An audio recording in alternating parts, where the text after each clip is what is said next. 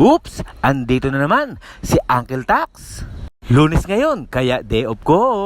Magluluto kami ng pinaputukang tilapia kalasa.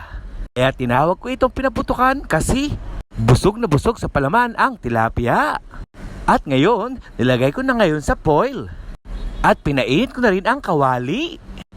At tapos, inilagay ko na ito. Maghihintay na lang ako ng 30 minutes. At kada 5 minutes, ito ay aking binibiling. Para syempre, pantay-pantay ang luto. Lumulobo na siya, ibig sabihin, paluto na. Kaya eto na. Napakabango na aroma.